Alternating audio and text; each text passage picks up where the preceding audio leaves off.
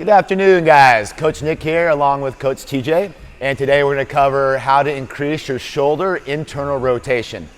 What we want to make sure is a couple things.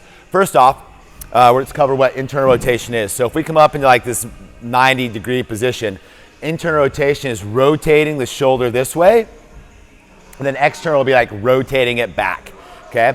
What we want you guys to do is maybe go in front of the mirror so you guys can learn what it's like to disassociate the shoulder blade moving from actual internal rotation of the shoulder. So if he pulls down, this is about the end of his shoulder internal rotation. Now he can get more range if you look right here where his shoulder starts to hike up, and now that is scapular shoulder blade elevation. So we want to make sure we know the difference between rotation of the shoulder and actually scapular elevation and protraction, okay? The other thing we want you guys to do is maybe come here, and then you guys are going to adduct the shoulder, right? And you're going to go ahead and pull down this way, focusing on flexing the pec and bicep as you internally rotate, and then find this external rotator package back here as you guys go into ER. Go another rep for me. Internal, pec and bicep.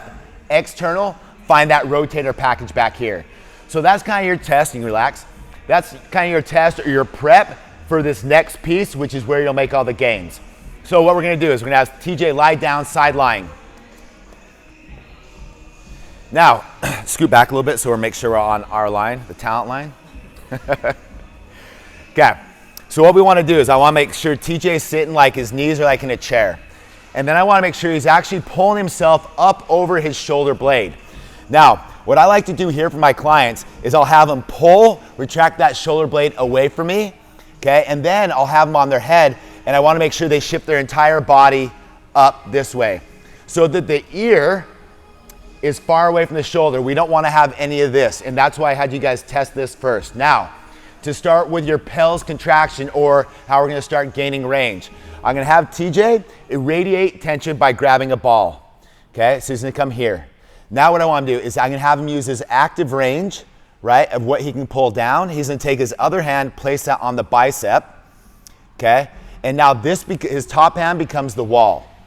Now, we're going to hold in this position for at least 2 minutes where you're actually pulling tension on here, and you got to keep it in that long so that the cells start to pay attention to the force that's being applied to it, and so we can get the change to stick.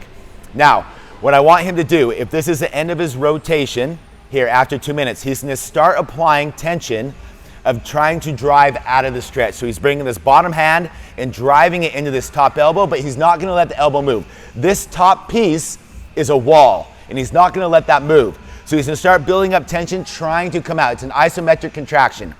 So build up to his safest and greatest contraction, and hold that for about 20 seconds. After 20 seconds, he's going to try to use the inside stuff, so his pec and bicep, and try to pull off into more internal rotation. He's going to hold that for 10 seconds, and then he's going to bring this back down. He's going to repeat that whole cycle one more time. So in all, you should be in this stretch for 3 to 4 minutes, okay? After he completes that entire cycle, he's going to tie in the work or save the work, so we're going to have him come up to either a quadruped or to a kneeling position. We'll go kneeling today, and so he's going to come all the way up. He's going to go all the way into external rotation and try to wring it out a little bit more range. Now he's going to go all the way to internal rotation.